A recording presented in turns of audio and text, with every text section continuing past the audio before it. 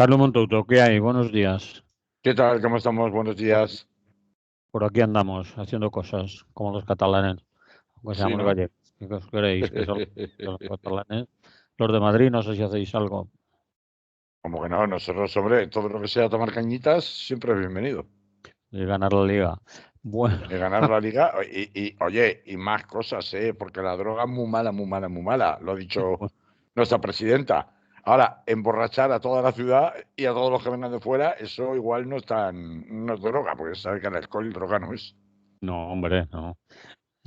Bueno, no sé por qué hemos Eso son empezado por cosas de la marihuana, que esa es muy mala. sí, sí. Pero vamos, que sea todo lo que sea gastar dinero, básicamente, lo nuestro, y hacer que la gente se lo gaste, eso, bienvenido sea siempre. Bien, vamos a ello. La Europa menos Europa en la encrucijada. Pues, ¿qué nos quieres contar sobre eso? Bueno, pues porque mm, no he podido resistirme, Manolo, tengo que confesar a la audiencia que soy una persona débil de corazón y, y yo tenía que hablar de esto, porque, claro, he visto la manifestación del domingo del Partido Popular dando pistoletazo de salida a la campaña de las elecciones europeas que tenemos ya encima. Y claro, dio la casualidad de que hace como una semana, pues viendo mientras comía el telediario de la ONU, cuando terminó, Ujú. de golpe y porrazo, ofrecieron prácticamente sin aviso y sin ningún tipo de moderación, más allá de la propia moderación en directo y las traducciones simultáneas, el debate que se produjo entre los candidatos de los distintos grupos parlamentarios de la Unión Europea, entre los que se encontraba la señora von der Leyen eh, y también otros representantes de los distintos grupos parlamentarios, como digo, que a mí me dejó patidifuso, porque era la primera vez que asistía a un intercambio, a un debate electoral al estilo europeo, y me pareció tan aparentemente democrático, ordenado, además delante de público, con preguntas del público. Un público muy heterogéneo, tanto en cuanto a procedencia como en cuanto a edad, en cuanto a género, etcétera, etcétera. Y me pareció tan diferente lo que estaba viendo en la gran pantalla a lo que estamos acostumbrados a ver en los debates de política española, que cuando este domingo vi que se desenterraban viejas hachas de guerra en el Partido Popular, que todo el debate era estas elecciones tienen que ser un plebiscito contra Sánchez.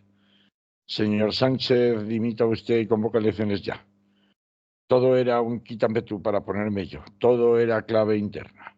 Y no solo eso, sino que encima al día siguiente la señora, o el mismo día la señora Díaz Ayuso desentierra una vez más el espantajo de ETA y de la prohibición de Bildu, Bildu, que no había salido a relucir ni en la campaña electoral catalana ni en la campaña electoral vasca, que han sido las últimas dos más recientes en el panorama interno español.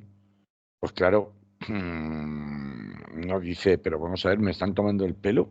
Tenemos claro que son las elecciones europeas, porque me da la sensación que nadie tiene ni idea de lo que pasa en las elecciones europeas. Fíjate, Manolo, en el debate entre los llamados Spitzenkandidat, que serían como los portavoces de los grupos parlamentarios europeos, Ujú.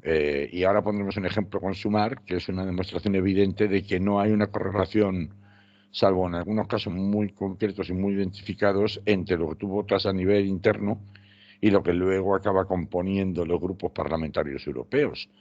En un momento en donde hay un riesgo real de que si se unen los dos grupos parlamentarios a la derecha del Partido Popular Europeo, cada cual luego le ponga las etiquetas de quién es más ultra o antieuropeo, pues pueden acabar convirtiéndose en la tercera fuerza política, incluso dentro del Parlamento Europeo, incluso con posibilidades de desbancar al Partido Socialista Europeo, que no se llama tal cual así, como segunda fuerza política. Es decir, que en un momento en donde verdaderamente existe una encrucijada, que ahora vamos a ver, aquí andamos a verlas venir y que África empieza los Pirineos y que empiece la revolución sin nosotros y que esto no va con nosotros.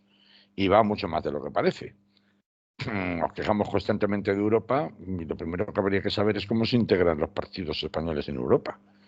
Entonces, yo el debate electoral entre los portavoces, los Spitzenkandidat en alemán, vamos a ver, los temas que se pusieron encima de la mesa, y a mí me sorprendía que era lo que parecía interesar al público, aunque fuera un público previamente seleccionado y las preguntas también estuvieran cribadas y fuera, por así decirlo, un debate con público pero preparado, pues eran temas que tenían mucho que ver con el impacto, por ejemplo, a la candidata, o mejor dicho, portavoz del grupo parlamentario de los Verdes, que es la actual copresidenta del grupo, la alemana Thierry Rinke.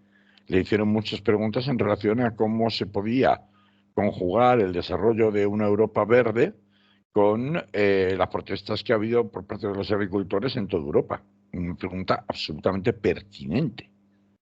Y la señora Terry Rinke pues estaba justificando que ella venía de familia de agricultores, por lo tanto, pues el tema de la sostenibilidad del campo no era un tema que le fuera ajeno, que ella no era una candidata urbanita de ciudad que no sabía lo que era un tomate o una manzana. Y bueno, pues trataba de, pues bueno, desde su perspectiva, ¿no? Pretender armonizar ambas dos agendas. Por un lado, pues la reducción de la huella de carbono, por otro lado, la reconversión de las industrias europeas para que sean menos contaminantes y más ecológicas, por otro lado, el mantenimiento de la producción agrícola. Bueno, en fin, estaba en su papel, haciendo un papel de político, pero contando una alternativa, una forma de ver el futuro. Y luego, pues tú puedes estar de acuerdo o no con lo que dice, ¿no? Es decir, absolutamente pertinente. ¿Tú has oído en algún momento de la campaña electoral europea en España que se esté hablando de transición ecológica? Porque yo no he oído absolutamente nada. Se habló también en ese debate de los portavoces de los grupos parlamentarios europeos, pues de cuestiones que tenían mucho que ver con el tratamiento de los refugiados en la Unión Europea, protección internacional y el tratamiento de la migración. Bueno, pues es evidente que es un tema que preocupa, es un tema que después del Pacto Europeo de Migraciones de finales del año pasado, pues es un tema que está por implementar realmente y que es un tema que yo puedo entender que por parte de unos o de otros, sea relacionándolo con materia de seguridad, sea relacionándolo con materia laboral, sea relacionándolo con otros aspectos, pues puede tener o concitar un interés a nivel europeo. Bueno, pues ahí estaban los liberales, que ahora mismo es la tercera fuerza en el Parlamento Europeo, con la francesa Valérie Hayer. Estaban los verdes, como he dicho, con la alemana Thierry Rinke. Estaba el Partido de la Izquierda Europea, que ha lanzado a un austríaco llamado Walter Bayer. Y bueno, pues estaba, por supuesto, el señor Schmidt, Nicolas Schmidt, que es un comisario luxemburgués de empleo por parte de los socialdemócratas, que es como se llama realmente el grupo parlamentario donde se encuadra el Partido Socialista Obrero Español. Y estaba la señora von der Leyen, pues por parte del Grupo Parlamentario Popular Europeo. Es curioso porque ni von der Leyen ni la señora Schmidt figuran en las papeletas, no van a ser eurodiputados, y probablemente ni falta que les hace. Es decir, hay una especie como de superestructura a nivel europeo en cuanto a grupos parlamentarios que permite que tú puedas designar portavoces y por tanto caras visibles a las personas que ni siquiera luego van a formar parte, porque no van a tener acta de parlamentario en el Parlamento de la Unión Europea. Pero esto es tal vez lo menos relevante, porque lo más relevante es que, bueno, pues esto va a permitir, quienes hagan elegidos, que luego se decidan lo que se llaman los top jobs, es decir, los trabajos de alto nivel, los altos cargos, diríamos en castellano, Manolo, que incluyen, por ejemplo, quién va a seguir al frente de la Comisión Europea, si va a ser von der Leyen, que es la favorita, o no. De ahí que haya habido tantos movimientos y tantos devaneos sobre, porque ahí es donde se produce el reparto, una vez se han contado los votos y se conocen los resultados, ahí es donde se producen las verdaderas negociaciones para el reparto de los altos cargos del poder de las instituciones europeas. Entre ellos, por supuesto, la composición de la Comisión, incluyendo a su presidenta, pero también la presidencia del Consejo Europeo, la presidencia de la Eurocámara, el puesto de alto representante que ahora ocupa Borrell, que es el equivalente a el Ministerio de Asuntos Exteriores de la Unión Europea. Y esto, pues, por ejemplo, en el caso de la futura Comisión Europea, es muy relevante porque sabemos cómo hasta ahora von der Leyen había salido por la mínima hace 5 años debido a una serie de fugas que hubo en uno de los grupos que sustentaban su mayoría de consenso, formada esa mayoría por el Partido Popular Europeo, los socialistas o socialdemócratas y los liberales. Estuvo a punto de no salir, y esto es lo que explica que, aunque sea la candidata favorita, haya estado haciendo guiño, guiño, como dice el chiste, a la mismísima Giorgia Meloni, buscando el apoyo de fuerzas de la extrema derecha que evidentemente, a cambio de prestársela, pueden exigirle, digamos, un mayor papel, una mayor participación en el reparto de estos top jobs, de estos altos cargos en las instituciones de la Unión Europea. O sea que cuando hablamos de que la Unión Europea está en la encrucijada y de que Europa, por un lado, es menos Europa para tratar de seguir siendo Europa, es porque se están forjando unas alianzas desde que desapareció en las elecciones de 2019 el bipartidismo a nivel europeo, particularmente como consecuencia de la irrupción de grupos parlamentarios, de la constitución de un grupo parlamentario, dos realmente, de extrema derecha, que están, bueno, pues haciendo que se estén planteando alianzas absolutamente impensables hace muy, muy poco tiempo, ¿no? Donde juega un papel esencial Giorgia Meloni. ¿Por qué Giorgia Meloni? Porque Giorgia Meloni es la única dentro de la extrema derecha que es primera ministra o jefe de gobierno de uno de los países importantes como es Italia dentro de la Unión Europea. Porque los demás, la señora Le Pen, por ejemplo, pues no ostenta una posición de tanto rango como para representar directamente un país y, por ejemplo, poder intervenir de primera mano en las reuniones del Consejo de Europa, ¿no? Que se compone de los jefes de gobierno de los distintos países miembros, ¿no?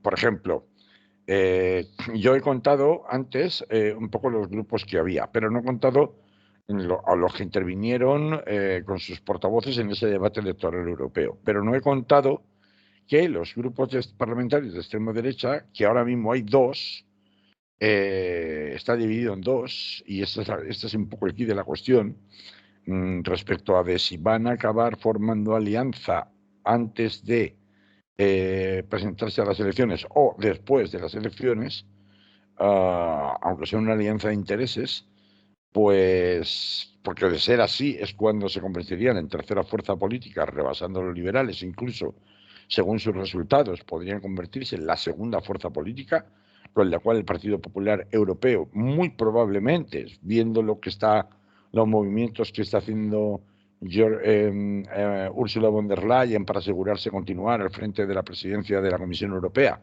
pues es muy probable que fuera con ellos con quienes pactara el Partido Popular Europeo como fuerza más votada.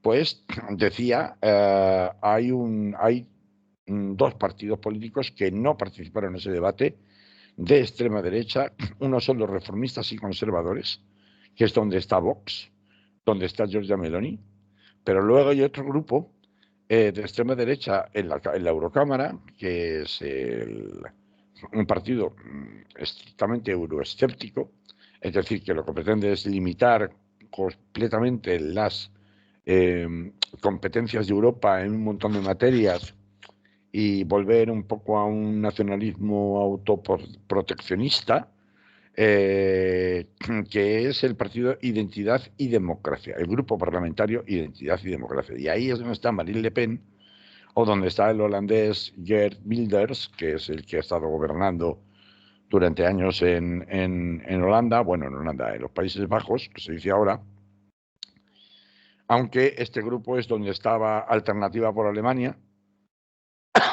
que ha tenido que ser expulsado o se le ha hecho dimitir a raíz de sus declaraciones sobre las SS de Hitler, ¿no? El grupo paramilitar o parapolicial interno del nazismo, ¿no? Claro, Le Pen, por ejemplo, que está en este grupo, Identidad y Democracia, está empujando, es una de las grandes líderes de ese grupo que está empujando al resto de miembros y países alineados en el grupo parlamentario de Identidad y Democracia a aliarse con Giorgia Meloni y con Vox, en definitiva, a los reformistas y conservadores, por sus siglas ECR se llaman. Esas y otras muchas listas son las que vamos a encontrarnos hasta 33 en las elecciones del 9 de junio para quien vaya a votar. Si esta fragmentación, este movimiento por la derecha, de la derecha europea, que se está observando en este momento al más alto nivel, con posibilidades incluso de conformar amplias mayorías con el Partido Popular Europeo y escorar muy definitivamente a la derecha. Aquí la clave va a estar en Víctor Orbán. Si finalmente esa alianza entre el grupo parlamentario donde está Le Pen, euroescéptico, y el grupo parlamentario reformistas y conservadores donde está Vox y está Giorgia Meloni, se coaligan o no se coaligan antes o después de las elecciones, la clave va a estar en Víctor Orbán. Si Víctor Orbán inclina la balanza y busca un posibilismo para obtener cuotas de poder desde dentro de la Unión Europea, desde dentro del reparto de altos cargos de las instituciones después de esas elecciones, para incluso conseguir desbancar a estos a los socialistas como segundo grupo más numeroso en la Eurocámara, pues está clarísimo que el escoramiento hacia posiciones ultras a nivel de guerra cultural, a nivel de proteccionismo económico, a nivel de evolución de partidas de soberanía nacional, a nivel de frenazo en el desarrollo de la agenda verde, a nivel de frenazo en proyectos relacionados con la transición ecológica, todo eso va a quedar vamos a ver, se va a poner en un primer plano, que es algo que es de lo que tendríamos que estar hablando en estas elecciones europeas y no de lo que se está hablando en el panorama nacional, en donde ese microcosmos que parece existir cada vez con una mayor presencia institucional en Europa, que acabo de explicar, a la derecha, de la derecha tradicional conservadora,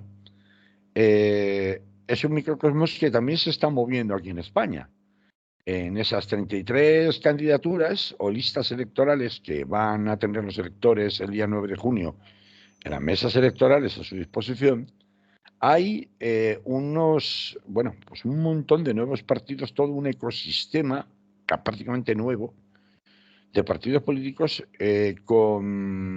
compartiendo muchas de las pretensiones de este nuevo fascismo, vamos a llamarle de algún modo, en el sentido de excluyente y de supremacista para unas determinadas cosas.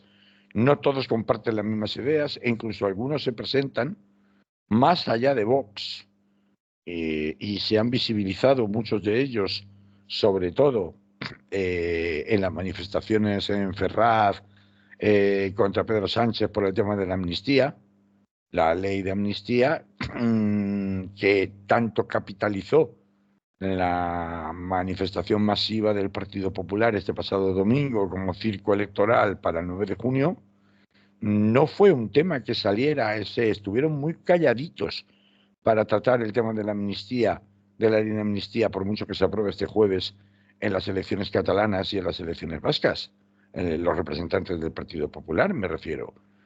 Lo cual demuestra que son comodines de conveniencia que solo sirven para movilizar a los más iracundos y centralistas por parte del Partido Popular, un poco de una forma patética, porque son cuestiones que difícilmente tienen mucho que ver, por más que trate de magnificarlos permanentemente con todos sus altavoces mediáticos, el Partido Popular, con los intereses que ahora mismo se están ventilando en Europa. Y precisamente por eso uno podría pensar, tras el acto de Vox con Milei de hace 2 domingos, que Vox capitaliza o centrifuga todas las posiciones de ese microcosmos a la derecha de la derecha de la derecha. Pero no es verdad. Hay incluso hasta grupúsculos si queréis, pero grupos que luego están todos interrelacionados más o menos entre sí, que son, a diferencia de lo que pasa con la izquierda, que ahora hablaremos, que son como satélites ideológicos de Vox, pero con intereses muy diversos, con una atomización muy peculiar, la que se está produciendo aquí en España, pero que sí que guarda una cierta conexión con los movimientos heterogéneos que está habiendo de la extrema derecha europea. Y así, por ejemplo, hay hasta grupos políticos, en general son asociaciones de pequeños electores, porque es la fórmula que se busca siempre por los partidos políticos pequeños para poder inscribirse en el registro electoral, en la Junta Electoral Central y poder participar de unas elecciones, pero que incluso algunos de ellos se disfrazan incluso de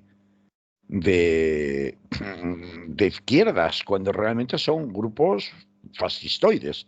Por ejemplo, veréis que habrá una papeleta que la encontraréis que se llama Izquierda Española, eso sí, muy española, Izquierda Española, que de izquierda no tiene absolutamente nada, y que es bastante islamófoba, la agrupación de electores esta, bastante islamófoba en su programa,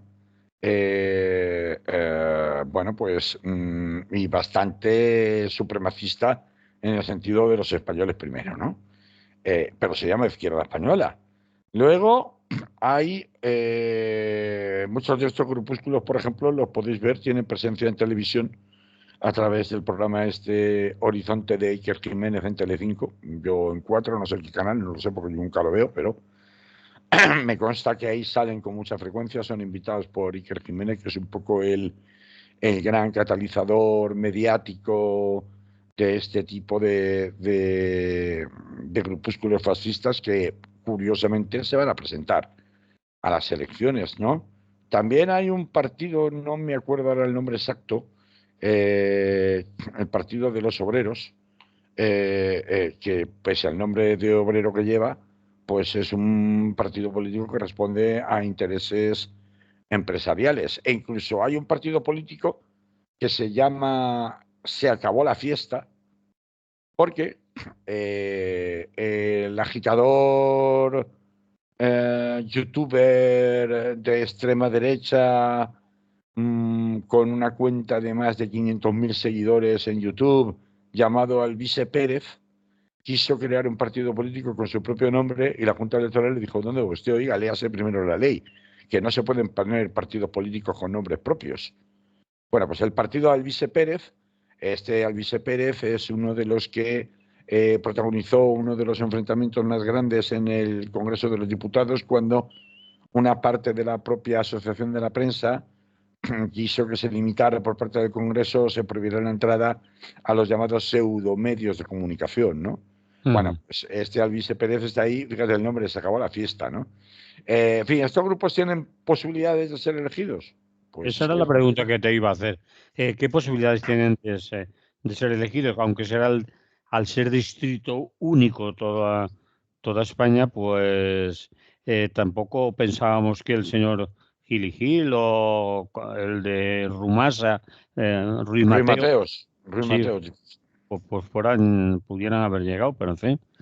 Pues hombre, a mí yo no creo que vayan a tener representación parlamentaria, pero no porque los votos vayan a ir a Vox. Es que lo que puede pasar es que disminuyan de Vox, no haya concentración. Siempre que hay atomización, hemos dicho que esto está pasando por la extrema derecha, no está pasando por la izquierda, ni por la extrema izquierda, suponiendo que eso existiera, cosa que en España es bastante dudoso, pues no existe ese tipo de atomización. Entonces, siempre que hay atomización, lo normal es que no se produzca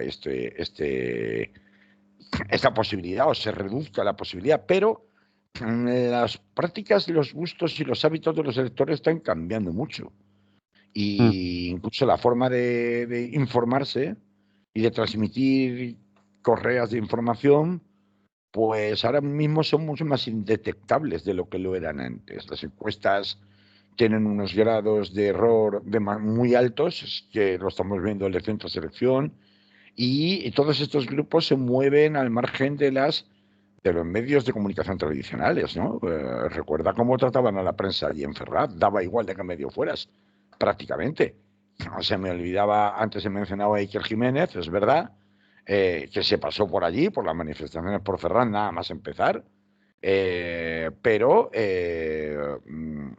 pues hay otro personaje que no he mencionado antes, que es Eduardo Inda, seguramente el director de OK Diario, ya sabemos, él y sus bulos, qué paso está él para que te los afine, sean los bulos de Villarejo o sea de quien sea. Bueno, pues a ver, hay mucho dinero metido en este microcosmos que estoy contando y que por primera vez tiene una presencia importante, por lo menos en número de listas electorales. Hay mucho dinero metido, muchos de estos grupúsculos que he mencionado pues están medio financiados, igual que en el caso de Eduardo Inda, en donde se ha sabido hace unos poquitos meses que ha firmado un acuerdo de colaboración directo con el terrible grupo de extrema derecha mexicano, el Yunque. Estos son conexiones muy conocidas ya desde hace tiempo, pero ahora ya se ha filtrado cómo han firmado documentos de colaboración directos, ¿no? Ya hay contrato por delante. Pues en el caso de estos grupúsculos, por ejemplo, se sabe que hay financiación de la Fundación Atlas. La Fundación Atlas es un think tank norteamericano, es decir, un grupo de presión, un lobby importantísimo norteamericano que está financiado principalmente por las tabaqueras, por Philip Morris, sobre todo. O sea que ya sabéis el tipo de intereses rancios a los que obedece, y por la multimillonaria familia Koch, la multimillonaria familia Koch, que ha estado detrás, por ejemplo, pues de toda la financiación o una parte de la financiación de Donald Trump, antes que de Donald Trump, de la financiación ¿cómo se llama, Manolo? Échame una mano. Aquellos que estaban antes de Donald Trump a la derecha, de la derecha, de la derecha, que eran candidatos muy, muy, muy estrafalarios antes de que llegara Donald Trump. No me acuerdo ahora del Pues nombre de los norteamericanos. Que tenía una representante por Alaska que era tan chusca como los trumpistas que hay ahora en el Congreso de los Estados Unidos. Bueno, nos acordaremos después, seguro que los oyentes, ahora no. algunos lo recuerda. Lo busco mientras a ver Eso, si- si no, durante el tiempo de la música y lo comentamos. Bueno, pues estos han estado siempre detrás de todos los movimientos más reaccionarios posibles, ¿no? La familia Koch. Bueno, pues esto es la Fundación Atlas y estos están financiando a buena parte de estos grupúsculos que estoy mencionando. Entonces, claro, un señor como Alvise Pérez, que quería llegar a ponerse en su delirio un partido político a su nombre, no tanto por egolatría, sino por utilizar el tirón de la propia marca que él tiene como supuesto gran informador, la mayoría de ellos bulos, por ejemplo, sobre la mujer de Pedro Sánchez, por poner uno de los muchos ejemplos, ¿no? Puesto que ellos han sido, está la gente de Objective, ¿no? También, ¿no? Que son más o menos la misma galaxia, se siguen entre ellos, Cayetana Álvarez de Toledo. Es decir, no es un microcosmos tan desdeñable como el que parece, aunque evidentemente las posibilidades de estando tan atomizados, es decir, presentando tantas listas distintas, es un microcosmos que si bien en esta no sale, no sería de extrañar que alguien le coja el relevo incluso al margen de Vox. Lo que demuestra es que hay una derechización evidente, sobre todo entre la gente joven en este país. También habrá gente que no, por supuesto, pero hablo dentro del sector de la gente joven, que no responde a los clásicos herederos de Fuerza Nueva o del trifachito que siempre utiliza como estratagema publicitaria electoral Pedro Sánchez, sino que responde a una percepción de la realidad totalmente intoxicada, de forma interesada. Por eso he mencionado antes que grupos o fundaciones multinacionales están detrás del florecimiento de todo este tipo de iniciativas, y que no se reduce única y exclusivamente a España, que se comunican e informan de manera diferente a los medios tradicionales, que hay mucha utilización de bots, mucha utilización de bulos, y entonces no tenemos la menor idea de qué alcance puede llegar a tener esto y si, aunque ahora no tengan representación parlamentaria en la Eurocámara, sí puede dar lugar a un escoramiento de votos suficientemente potente como para que efectivamente puedan, si se produce una alianza como pretende Marine Le Pen entre la ultraderecha euroscéptica y la ultraderecha, iba a decir moderada, pero no sería la palabra, sería más bien la porque desde luego Vox de moderado no tiene nada, ahí está el mismo grupo que Giorgia Meloni, pero sí una ultraderecha más utilitarista, que lo que piensa es utilizar posiciones de poder cada vez mayores dentro de la Unión Europea para forzar a que el Partido Popular, en lugar de pactar con europeo, me refiero, en lugar de pactar con el Grupo Socialdemócrata, pacte con ellos. Si esto llega a producirse, pues bueno, todo ese microcosmos financiado que he contado a la derecha incluso de Vox podría perfectamente acabar amalgamándose o aglutinándose de alguna forma en función de cuánto dinero haya para repartir y cuántas cuotas de poder haya para repartir, aunque sea a rebufo del propio Vox en España, ¿no? O sea que, ojito, que parece que son 4 matados, bueno, menos tonterías dicen, tal, pero la realidad no solo es ya si esta gente va a tener algún tipo de representación por parte de España a nivel institucional en Europa, sino que incluso aunque no la tuviera, suponen un grupo o grupúsculos más o menos en una misma sintonía, con la suficiente capacidad de presionar tanto al ala derecha del Partido Popular como al propio Vox, que hacen mantener permanentemente la presión incluso a las direcciones de esos partidos en una constante dirección hacia lo más ultra, lo más rancio. Las ideas estas, por ejemplo, de la teoría de la sustitución, por la cual en 2050 veía una foto el otro día de una foto que sacaban interesadamente de la alineación de la selección española sub-17 de fútbol. Jugaba no sé qué partido, contra quien fuera, no sé en qué competición, da igual.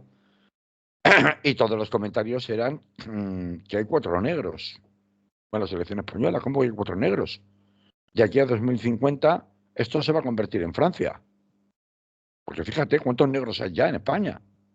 Porque claro, no va a ser Europa, ya no va a ser blanca y no va a ser cristiana. Pero esto es una tesis cada vez más extendida, sobre todo entre gente joven. Sino que va a ser mora, por utilizar el término que utilizan ellos, que es, ya sabemos que es en realidad un término racista, y va a ser, no van a sustituir los árabes y no van a sustituir los negros, ¿no? A los blancos y cristianos y occidentales, ¿no? ¿Dónde va a quedar la cultura grecolatina que caracteriza a la Europa blanca, ¿no? Y cristiana? Entonces, pues esta teoría de la sustitución, que es totalmente conspiranoica, pues lejos de haber desaparecido, se ha incrementado progresivamente durante los pasados 3 años, 4 desde la pandemia. Entonces, aunque sean muy heterogéneos muchos de estos grupúsculos, sin embargo, hay algunas notas comunes que comparten y una de ellas tiene que ver con el supremacismo, es decir, con la eliminación de la diversidad y los ataques permanentes a cualquier cosa que suponga diversidad, tanto en materia de raza como en materia de género, como en cualquier otra materia, ¿no?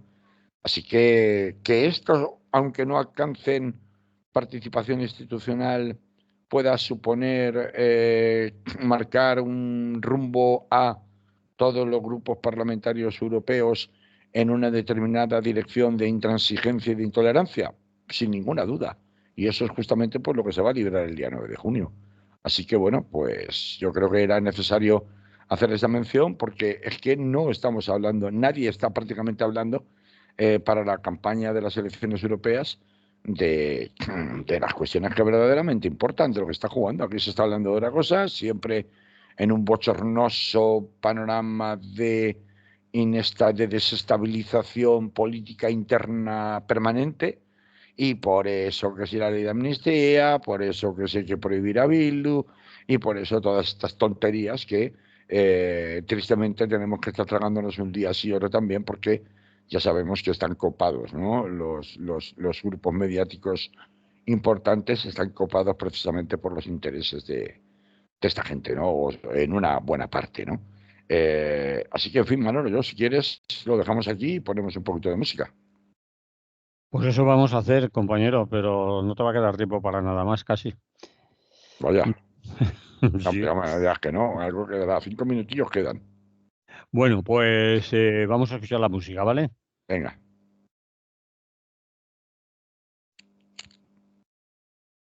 Seguimos con Carlos Montouto. Y Carlos, y me he acordado, Manolo, me he acordado. Era el Tea Party de lo que hablaba sí, antes. sí, sí, sí. El Tea Party, no, no digo, espérate que en la música seguro que me vendrá la inspiración. Efectivamente, el Tea Party, pues buena parte de sus campañas las pagaba esta gente de la familia Koch, ¿no? Se escribe Koch, para que quiera buscarlo. Y esto se llama Fundación Atlas, Atlas, Vale. Atlas. Eh, para 7 minutos, que si no te tendré que editar, Correcto. desgraciadamente, Mm. Israel y las 1001 noches de la propaganda. Bueno, es que Cuéntame. ha subido la tensión en la última semana, la tensión diplomática me refiero, ya no hablo de la tensión bélica, que es evidente, a raíz de ya saberse oficialmente el anuncio de que hoy, bueno, vamos a ver si es verdad, simultáneamente los gobiernos de Noruega, Irlanda y España iban a reconocer el Estado palestino. Después, entre medias de saberse la adopción por la Corte Internacional de Justicia de las medidas cautelares de aplicación inmediata, que por supuesto Israel ningún caso ha hecho, de cese de las hostilidades en Rafah. No solamente ningún caso ha hecho, sino que como contestación ha bombardeado a mujeres y niños en tiendas de campaña, y ha sido que mala suerte, efecto colateral, no teníamos la intención, nuestros ataques eran selectos. Claro, si tú bombardeas una tienda, un campo de refugiados con bombas además, con carga incendiaria, pues decir es que ha sido un efecto colateral no buscado, que se prendan las tiendas de campaña y que la gente que esté dentro, generalmente mujeres y niños, muera masacrada directamente, quemada viva, que es lo que ha pasado en el bombardeo en el campamento de refugiados en Rafah, Hmm. en una zona además de las que hasta ahora estaba considerada segura. Pues hombre, esto es como el tío que coge el coche y se mete en la autovía en contradirección a 240 por hora. Es decir, no, es que yo no pretendía matar a nadie. Oiga, sí, ya, pero vamos a ver. Usted está despreciando el riesgo tan alto y tan evidente de que pueda acabar chocando con alguien cuando va en contradirección y a 240 por hora. Por lo tanto, no puede decir que es ajeno al resultado de muerte porque es un resultado perfectamente previsible. Y en consecuencia te condenan no por una imprudencia, sino por un homicidio. Pues aquí ocurre si es que al final hay un accidente con resultado de muerte. Pues aquí es lo mismo, ¿no? Entonces, claro, esto unido al espectáculo de los embajadores, al espectáculo de los vídeos de propaganda tan chuscos mezclando España con toreros y flamencas, a las amenazas de quien nos dañe le dañaremos. Pues claro, al final esto se ha salido completamente de madre. Es decir, una de las cosas que está sirviendo a los fines de Hamas, porque lo dijeron desde el primer día cuando nos preguntábamos por qué Hamas ha elegido autoinmolar a su pueblo en Gaza por un ataque como el que ha perpetrado el 7 de octubre, saben que conociendo cómo es Israel va a acabar en un baño de sangre brutal, y así está sucediendo, que estamos ante un genocidio, ¿por qué ha decidido autoinmolarse? Y una de las explicaciones que daba Hamas era que llevaban tanto tiempo utilizando los canales diplomáticos habituales, utilizando toda clase de vías de presión internacionales para que la comunidad internacional prestara la atención debida a la situación de deterioro progresivo y de cercamiento, es decir, de limitación, estrechamiento de la propia franja territorial de Gaza, que la única manera que entendían ellos que les cabía era realizar una provocación de tal calibre a Israel que Israel se quitara definitivamente la careta que generalmente tiene escondida detrás de su propaganda y de la acusación constante a cualquiera que critique sus políticas de antisemita, ¿no? Y eso lo están consiguiendo, porque para llegar al extremo de que la Unión Europea en su conjunto, los 27 países, hayan decidido llamar a capítulo no solamente a la embajadora, no, al propio ministro de Asuntos Exteriores de Israel en el marco de las relaciones comerciales privilegiadas que tiene Israel con Europa, eso mucho decir, teniendo en cuenta lo muy cautivos que Israel tiene a gobiernos de países como son Alemania, Países Bajos, Luxemburgo, Francia, donde los intereses israelíes tienen una enorme capacidad lobista, es decir, de presión, con el gobierno de esos países, sea cual sea el color político que tenga ese gobierno. Entonces, para que hemos llegado a este nivel, pues hombre, es que ya la bajada de careta, de máscara de Israel ha llegado a un punto en que ya es imposible mirar para otro lado. En ese aspecto hay que reconocerle a Pedro Sánchez y al ministro Álvarez que sí que han conseguido hilvanar, como mínimo, ir preparando con la complicidad de Borrell, ¿no? Que para algo está ahí precisamente por los acuerdos de reparto de los que yo antes hablaba tras las elecciones europeas de 2019, pero en nombre del Partido Europeo Socialista o Socialdemócrata, pues hay que reconocer que han ido preparando el terreno y que el progresivo nivel de amenazas, de ataques, de virulencia por parte de Israel en materia diplomática contra los países que se han atrevido, la filtración, por ejemplo, de las reacciones de los embajadores de España, Noruega e Irlanda ante el vídeo preparado que les exhibió el gobierno israelí, es un ejemplo de esto, es decir, el juego sucio, el espionaje, mirad lo que podemos hacer si os enfrentáis con nosotros, ¿no? Pues que hayamos llegado al extremo de que países tan reacios a adoptar ningún tipo de medida sancionadora contra Israel, al menos admitan llamar a consultas a su propio ministro de Exteriores para advertirle si seguís por esta línea de agresividad, pues claro, podéis no acabarnos de dejar más remedio que entrar en la vía de las sanciones, era precisamente uno de los objetivos de Hamas. Entonces, estos pasos, que son pasos, si queremos, diplomáticos, que no van a parar la guerra, que no van a parar la masacre, lo que sí devalúa es definitivamente la credibilidad internacional de Israel, si es que no estaba devaluada ya, Hay países que están proponiendo sumarse a la iniciativa en la Corte Penal Internacional o Internacional de Justicia a Sudáfrica en su demanda jurídica contra Israel para exigirle responsabilidades por genocidio.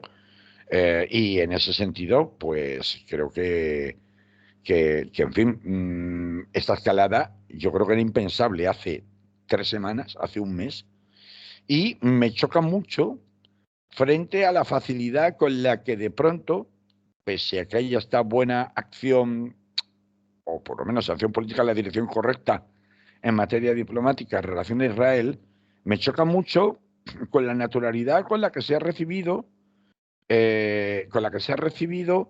pues al señor Zelensky para darle 1.100 millones de euros en armas, que es una cosa brutal, porque uno se pregunta, vamos a ver, de los tiempos en los que estaba Podemos en el gobierno de coalición, ahora con Sumar, realmente la irrelevancia política de Sumar ha quedado a tal extremo que, más allá de alguna que otra declaración, no tiene ninguna influencia, ni siquiera va a dar cuenta ni dar explicaciones Pedro Sánchez de hacer la mayor soltada de pasta en armamento que ha hecho España en toda su historia, que son los 1.100 millones que le va a dar a Zelensky. Pero bueno, pero hasta este punto estamos, porque antes, en fin, iba a decir había contado que lo iba a decir, pero al final no lo he dicho.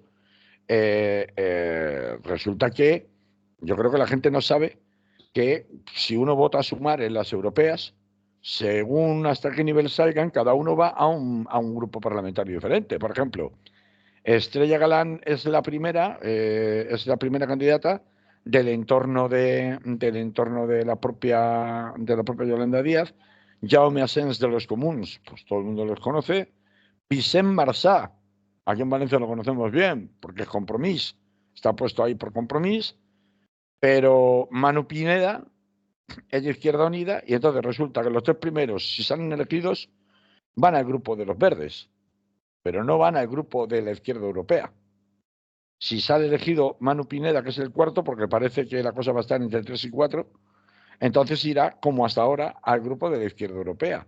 Entonces, ¿qué clase de grupo de izquierda europea tenemos? Por la atomización de la que antes hablábamos. No tenemos atomización en listas de circunscripción única en España por la izquierda, pero luego tenemos una dispersión total de intereses, de manera que cuando tú los votarás en la misma lista de Sumar, pero luego a la hora de la verdad actúan por separado completamente con intereses distintos, pero una cosa es estar en los verdes y otra cosa es estar en la izquierda europea. Así que con este panorama que tenemos, pues hoy ha sido programa en clave europea y hasta aquí hemos llegado. Pues eso me parece lo adecuado porque no nos queda tiempo, Carlos. Muy bien. Otro día hablamos de más cosas y hasta entonces, que vaya bien. Pues ya sabes. Igualmente, cuidadín, ¿eh? Cuidadín. Cuidadín con la que cae. Venga, hasta la semana que viene. Salud. Hasta luego, salud.